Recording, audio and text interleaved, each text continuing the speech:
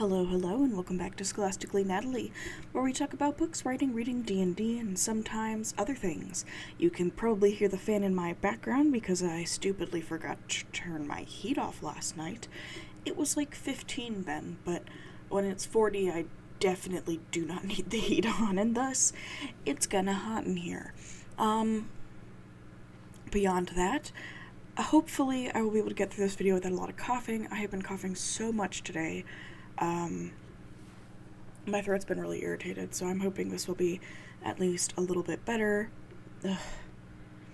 And today I figured we could do an Inktober prompt, since we haven't done that in ages. I think it's because every time I open this folder I see this drawing and I'm like, this really was what I was feeling, but I don't know what to write about it. Which is kind of the challenge of this, but I really don't know what I'm gonna write about this, despite the fact that it's a whole ass scene.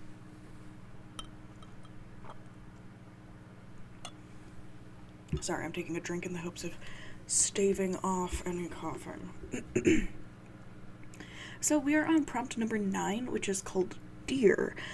In case you've forgotten, this is the Woodland Magic Inktober prompts by SmallTownSpells that I found on Tumblr.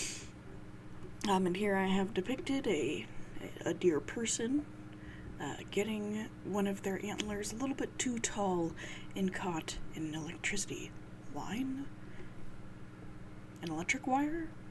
Why do I not know the proper word for this? And they have obviously not noticed. And I guess the real question for me writing this is if they are going to be a spirit, or like deer people just happen, but then you would think the landscape would have already changed to accommodate them.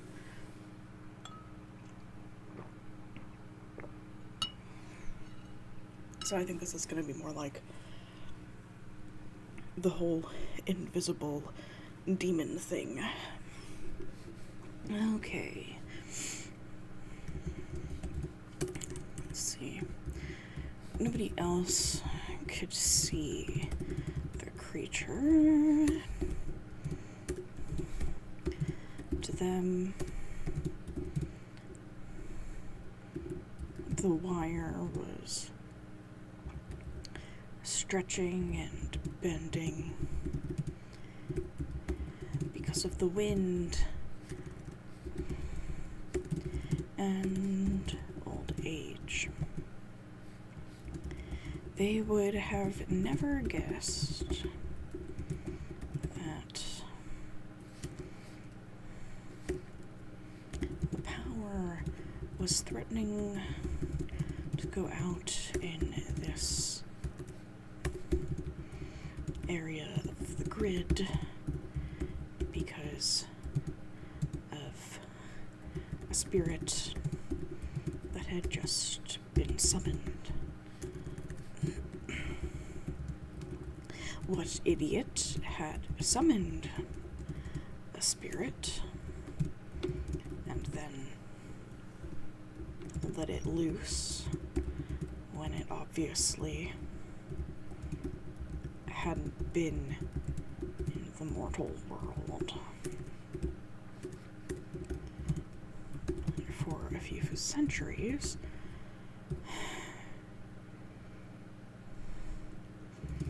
She'd like to know, because they had broken pretty much all of the summoning rules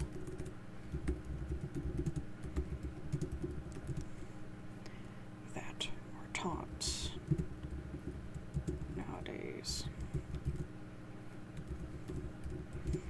Perhaps they were hoping to cause chaos, but then they would have chosen a malicious spirit, not this sweet looking nature one.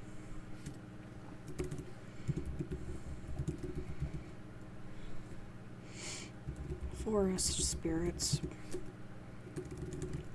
Should be a new paragraph. Forest spirits were rarely summoned because so many of them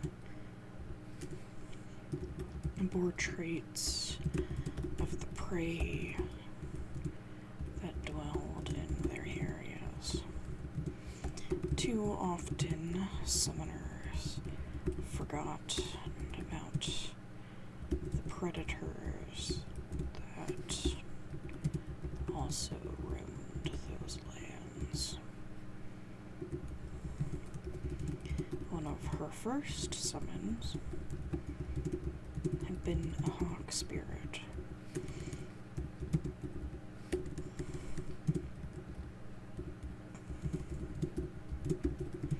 It had been incredibly good at ripping apart small creatures. And considering it had been about 6 feet tall,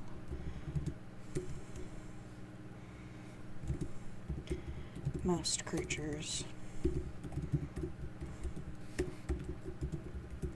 were considered small. But this nature spirit seemed to have the innocent and curious nature of a deer, from what she could tell. It wasn't frightened of humans, but it was intrigued by them, hence trying to get closer to observe more.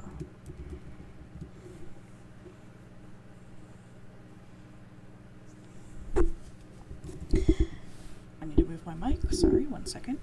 I have to pick up my mug to move it. If it had been summoned in the modern age, it would be wary of humans. The forest spirits that were more frequently summoned turned their anger at their lands being destroyed by companies,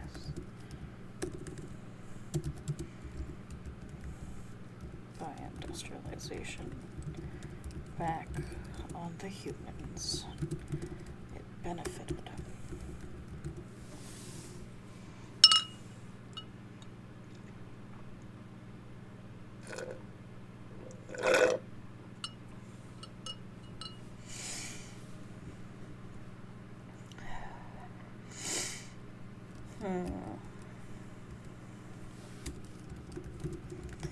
The deer was still stuck.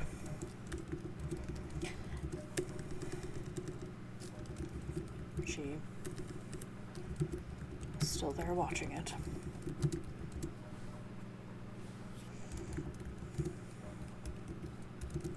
Every time it tried to back away from the wire,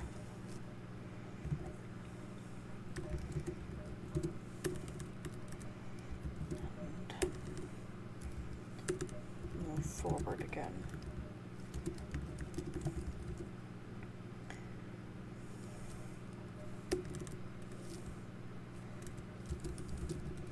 The cord straining and groaning under the pressure.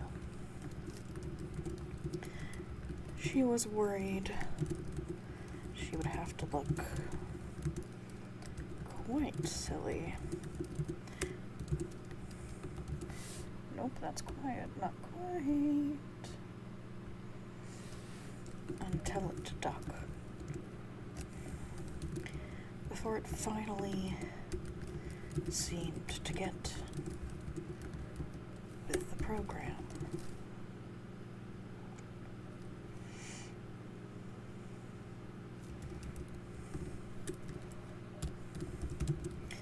tilting its head back.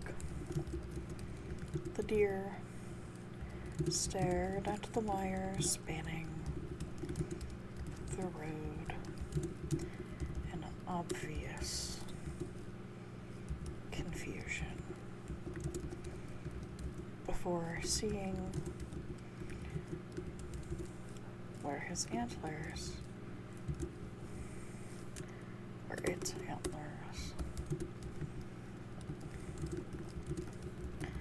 had pulled the wire out of place, bending it slightly upward. It looked shocked before moving forward once more with its head ducked out of the way.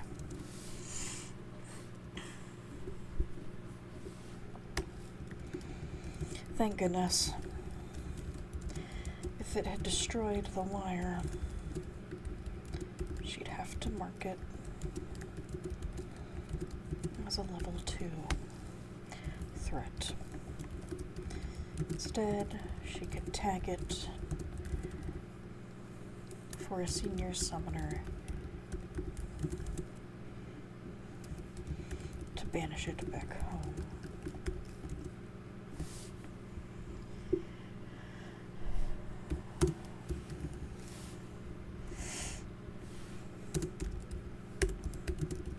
The higher threat, the more brutal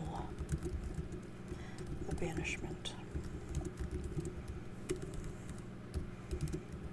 The deer spirit hadn't done anything wrong.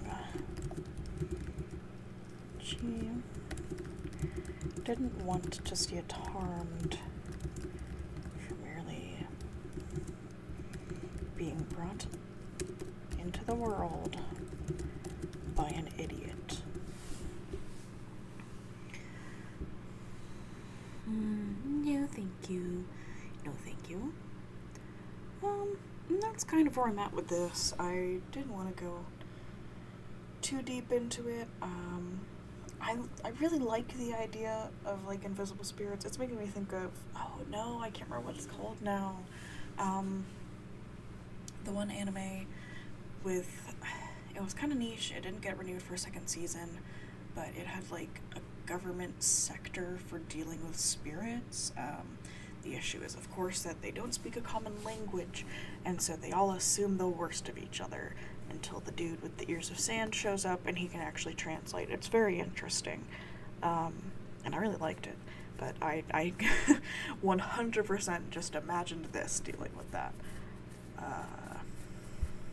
except probably with more organization like Jujutsu Kaisen. Anywho, that is what I am feeling for this Inktober prompt. As always, if you're following along, draw a picture, tag me on Twitter, submit your own response below. Tell me what you thought of my response. What do you think of when you get the prompt of deer? And now that I have an iPad, I can be super evil and draw on there. Oh my gosh, that'll be so much easier. Oh. Anyways, I'm probably just gonna go cough a ton again. I can feel it creeping up on me, guys. Anyways, thank you for watching. I hope you have a wonderful week, and I will see you again in the next one. With that, Scholastically Natalie is